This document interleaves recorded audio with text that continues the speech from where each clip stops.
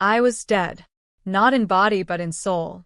I sat in the corner of the delivery room, hands trembling, as the cries of a newborn echoed off the walls. My child. My husband's child. But not from my womb.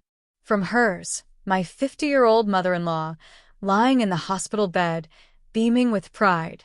My husband held her hand like she was the miracle, while I sat in the background, a broken afterthought in my own life. That was the moment I stopped being a wife. That was the moment I started plotting everything. They told me it was a solution. You've tried everything, they said. She's willing to do it out of love for the family. I wanted a child so badly. I gave up my body, my peace, my pride through years of fertility treatments. And when everything failed, they offered this. My husband's mother would be our surrogate. She's healthy, the doctor said. It's unconventional, but not impossible. I didn't say yes. I said nothing. And they took that as permission. What they didn't know, what even I didn't know then, was that silence is where resentment breeds best. They called it family loyalty. I called it betrayal. From that moment on, I watched everything like an outsider. My husband doted on her.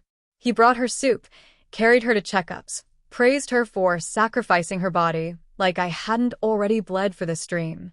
When she craved mangoes at midnight, he ran. When I cried in silence next to him, he slept. She's giving us a future, he whispered once, stroking her hand in front of me. As if I wasn't the one who wanted it more than anyone. As if I hadn't died inside every time a test came back negative. I became a shadow in my own home. And the baby, the one I once imagined holding, suddenly felt like a prize I was being denied. Because the more the pregnancy progressed, the more I saw it. This wasn't about building a family. It was about erasing me. I tried to talk to him. It doesn't feel right, I said. It's all happening so fast. He laughed, and said, You're just emotional. You'll thank her when you're holding our daughter. Our daughter. Mine supposedly. But everything about the process had become hers. Her cravings. Her kicks. Her belly. Her story. I was just the woman who couldn't do what she could. And that failure was being rewritten as convenience. By the time the baby was born, the hospital staff were congratulating her like the mother. Not me. No one looked at me with warmth. Not even my husband. He cried as he held the child, kissed his mother's forehead, and whispered, You gave me everything. I stood beside them, frozen. The only tears I shed were the ones I swallowed. That night, I watched them through the glass. The woman who raised him, and now, somehow, replaced me. I went home alone. They stayed the night in the hospital together. To rest, he said. I laid in our bed cold, and realized something deep in my bones. They never intended to keep me.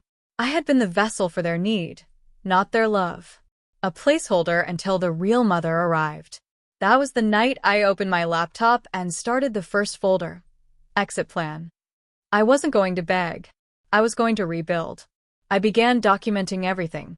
Photos. Medical records. Voice notes. Conversations he didn't know I was recording. I visited a therapist not to fix myself but to build a paper trail. I met with a lawyer in secret. I started changing passwords, slowly shifting assets into my name. I learned to smile again. Not for love, but for leverage. Every kind word, every fake laugh, was a step toward freedom. He thought I was healing. But I was sharpening. I pretended to bond with the baby. I let them think I was finally grateful. I baked for my mother-in-law. I asked about her recovery. I even thanked her for the gift. And all the while, I was preparing to take everything back. Not just the baby. Not just the house. But the power they stole from me the moment they decided I didn't matter. Because I had let her birth the heroine of this story, but I would be the one who rewrote the ending. I started slipping things into place like puzzle pieces no one else saw. A secret bank account under my maiden name. A job offer I'd quietly accepted months ago. Remote work, high-paying, flexible. I used to turn down offers like that for him. Now I was building my own exit without a word. Every email I deleted. Every document I encrypted. I wasn't running. I was preparing. And it felt good. It felt real. My mother-in-law reveled in her role. She began calling the baby my little girl. Not our little girl. My. She rocked her with smugness in her eyes. She would say things like, "She looks so much like me," as if I wasn't even in the room. I watched her with quiet, boiling clarity. She wasn't just proud. She was possessive. And worst of all, she was starting to believe she had replaced me. As a mother, as a wife, as the queen of that house. My husband encouraged it. He praised her constantly, comparing her strength to mine. "You are always too sensitive," he said. "She just handles things better." I smiled. I let him say it. Because every time he handed me another insult wrapped in fake affection, he unknowingly handed me leverage. I logged his words in my notes app. I backed up every photo, every interaction. He didn't know it yet, but his future was already collapsing under the weight of my silence. One night, he made a comment that burned itself into my bones. I was feeding the baby, yes, his mother's baby, my baby, the one they made without me, and he said, "It's amazing what mom's done for us. Maybe some women are just meant to be mothers and some aren't." He said it like a fact, a throwaway observation, but it was a blade across my heart. I nodded slowly, stood up, and walked into the next room. I didn't cry. I opened my laptop and wrote a single sentence. "They think I lost, but I'm just beginning." That sentence became the title of my journal. Every entry was a map. I documented not just what they'd done, but what I was building. I didn't want justice. I wanted precision. I didn't want to destroy them emotionally. I wanted to leave them in the life they thought they wanted, with no version of me to hold it all together.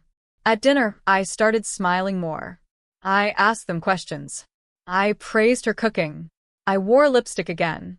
My husband took it as a sign that I was healing. He told me he was proud of me for finally being strong like mom. And I laughed, deep, warm, and terrifyingly calm. Because I wasn't strong like his mother. I was stronger. And unlike them, I didn't need applause to prove it. I filed for divorce on a random Wednesday morning. I didn't tell him first. I just sent the documents to his office. Served. Cold. Sharp. Legal. I had already moved half the money, already locked down custody strategy, already secured evidence of psychological manipulation and emotional neglect. He called me that afternoon, sputtering. "What the hell is this?" he asked. I said, "It's the beginning of your new life. Enjoy it." He came home fuming. She followed behind him, holding the baby like a shield. "This is a mistake," she said. "We're family." I looked her dead in the eye and said, "No. I was your family. You were just using my womb as a ghost story." She gasped. He shouted. The baby cried. I didn't flinch. I handed him the folder of everything I had gathered. "This isn't revenge," I said. "This is me finally stepping out of the grave you buried me in." He tried to fight it. He wanted to settle. He begged for mediation. He offered to keep things civil. But it was too late. I wasn't his wife anymore. I was a woman with proof, purpose, and a plan. And for once, I wasn't staying quiet. My lawyer smiled across the table at me and said, "You built this beautifully." And I looked at him and replied, "No. They built it. I just finally stopped cleaning up after them." The divorce hit the community like a scandal. We had always seemed perfect. The golden couple. A devoted wife. A strong, traditional mother-in-law. But behind the facade was the rot I'd lived with for years. I didn't give interviews. I didn't gossip. I let the documents speak for me. His financial betrayals. Their joint planning behind my back. The psychological toll. I had it all in black and white. No drama. Just destruction. Served with elegance. My therapist called it clean grief. The kind that doesn't scream or rage, just ends. I wasn't grieving the marriage. I was grieving the woman I used to be in it. The one who tolerated. Who believed sacrifice would be repaid with love. Who thought loyalty would eventually be noticed. That woman died in a delivery room while someone else was praised for her pain. And the woman who walked out of that grave? She didn't want apologies. She wanted freedom. The court ruled in my favor. Full custody. Spousal support. A restraining order against his mother after I revealed the extent of her manipulation. She broke down in court, crying that I'd stolen the baby from her. I wanted to scream that she had stolen everything from me. But instead, I stood calm and still. "This child," I said clearly, "is not your legacy. She is my beginning." And the judge nodded. It was over. After the final ruling, I took my daughter, yes, mine, and left the city. Not to run. To rebuild. We moved into a quiet coastal town. Clean air. Open skies. No whispers from neighbors. No past lurking in the streets. Just space to breathe. I rented a cottage, filled it with color, and started to write again. My story.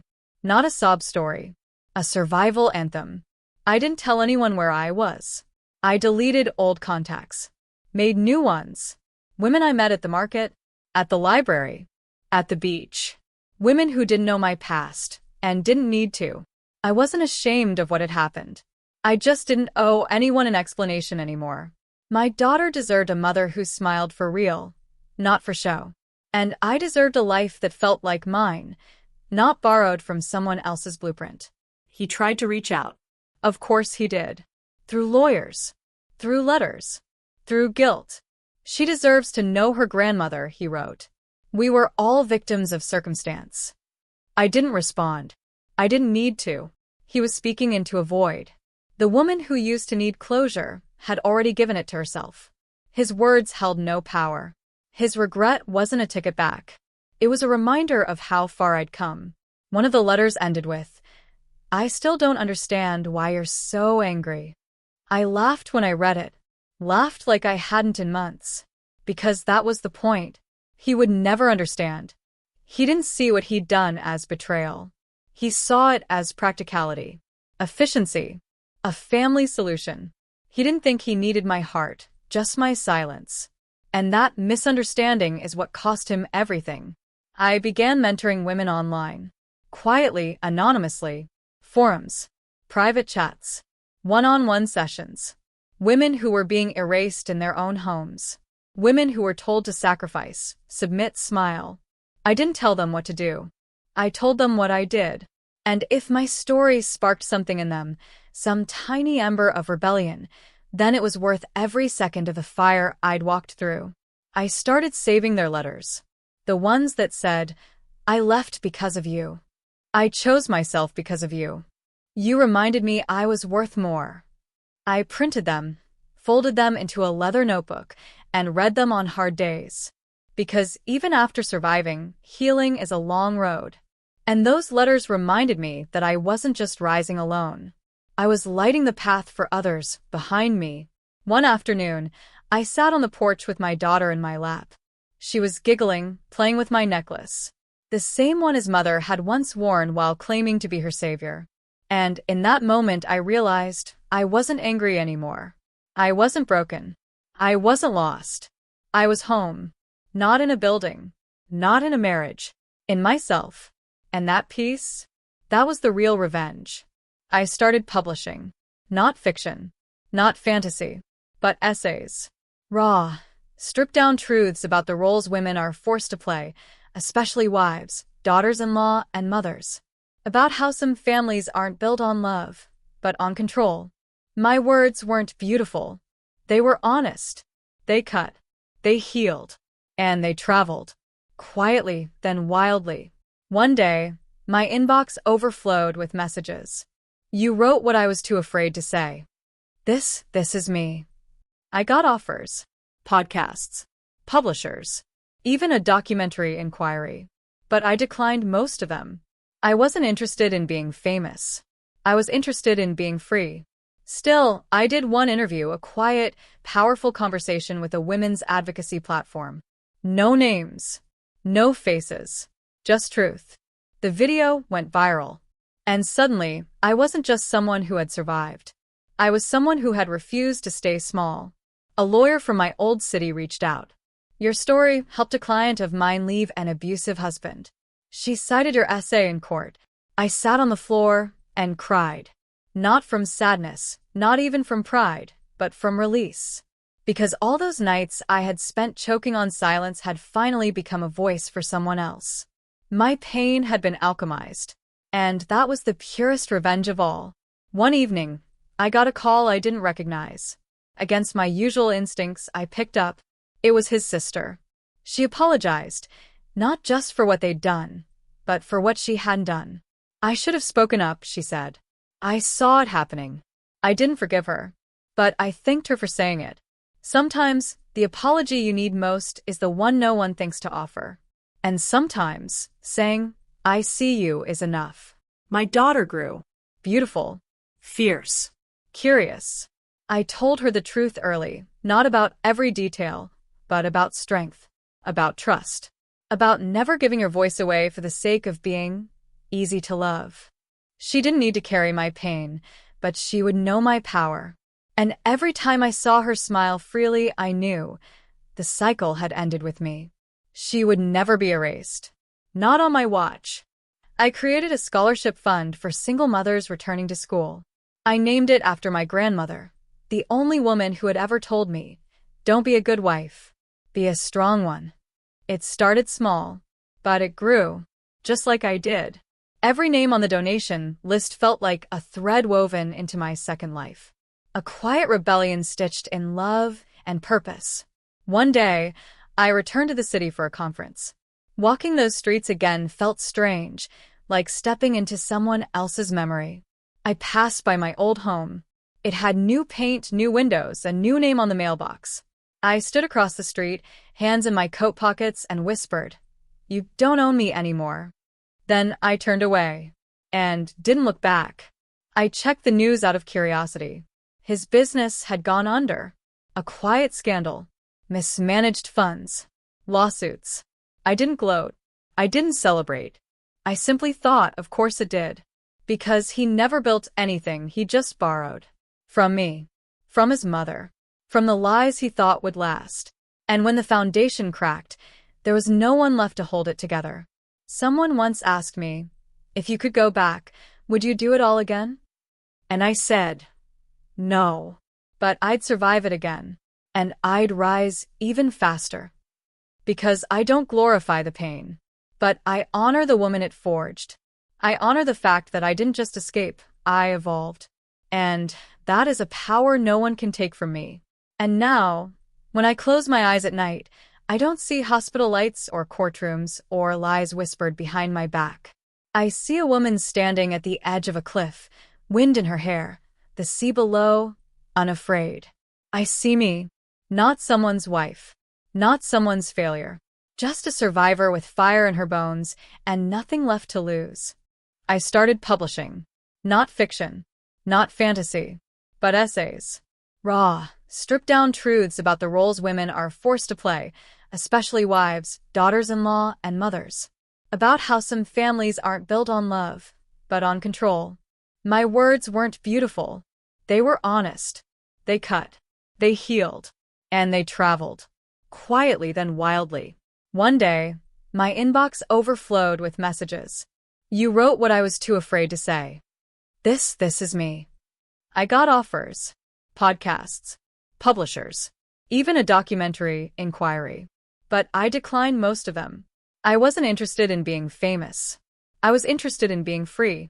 Still, I did one interview, a quiet, powerful conversation with a women's advocacy platform. No names. No faces. Just truth. The video went viral. And suddenly, I wasn't just someone who had survived. I was someone who had refused to stay small. A lawyer from my old city reached out. Your story helped a client of mine leave an abusive husband. She cited your essay in court. I sat on the floor and cried. Not from sadness, not even from pride, but from release. Because all those nights I had spent choking on silence had finally become a voice for someone else. My pain had been alchemized. And that was the purest revenge of all. One evening, I got a call I didn't recognize. Against my usual instincts, I picked up. It was his sister. She apologized, not just for what they'd done, but for what she hadn't done. I should have spoken up, she said. I saw it happening. I didn't forgive her, but I thanked her for saying it. Sometimes, The apology you need most is the one no one thinks to offer. And sometimes, saying, I see you is enough. My daughter grew. Beautiful. Fierce. Curious. I told her the truth early, not about every detail, but about strength. About trust.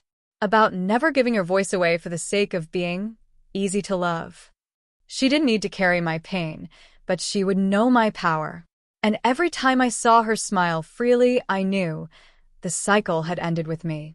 She would never be erased. Not on my watch. I created a scholarship fund for single mothers returning to school.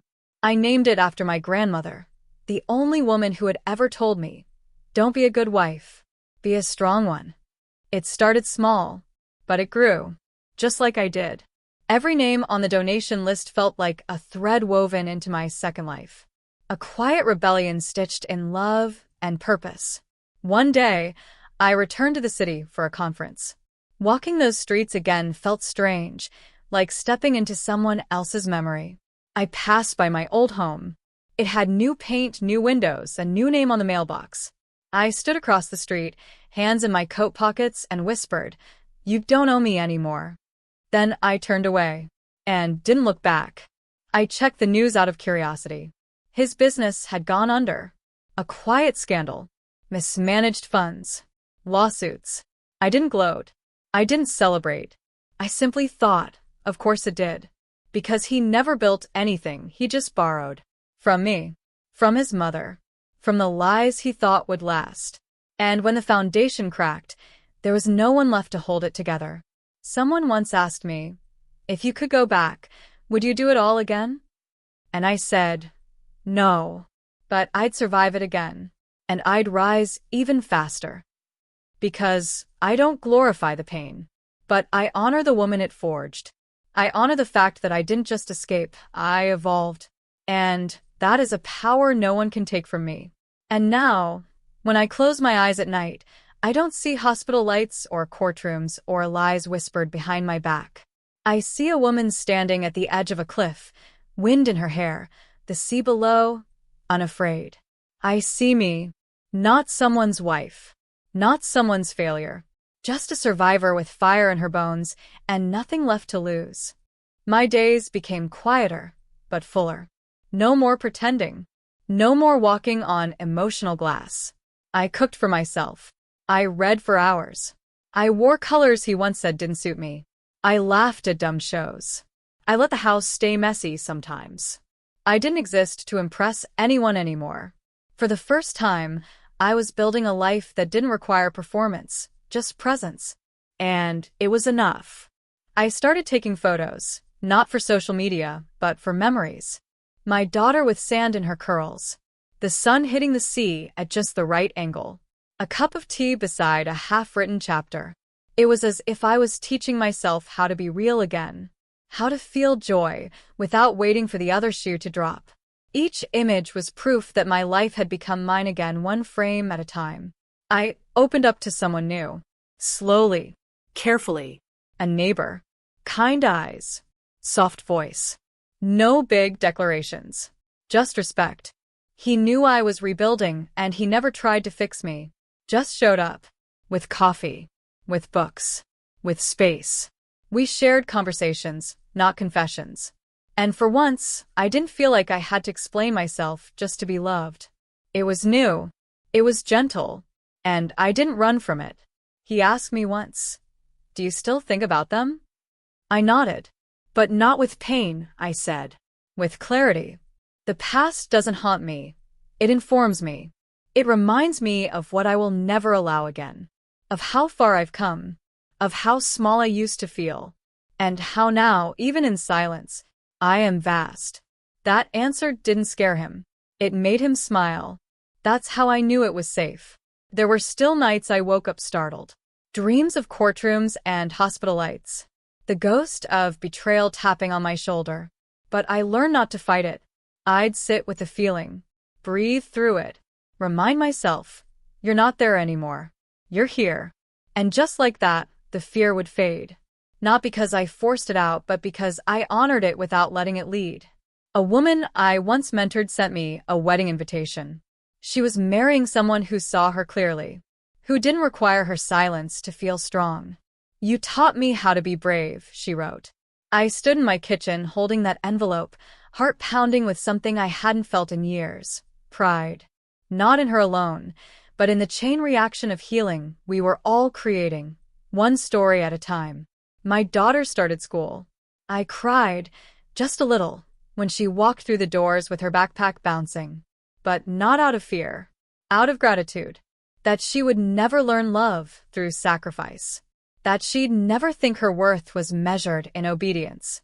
That she'd grow up watching a mother who didn't just survive, but thrived. That was the gift I never got, and the one I fought to give her. People often ask me now, "How did you do it?" And I always say the same thing. I didn't wait for permission. Because no one was ever going to hand me freedom. I had to take it. Quietly, strategically, fiercely.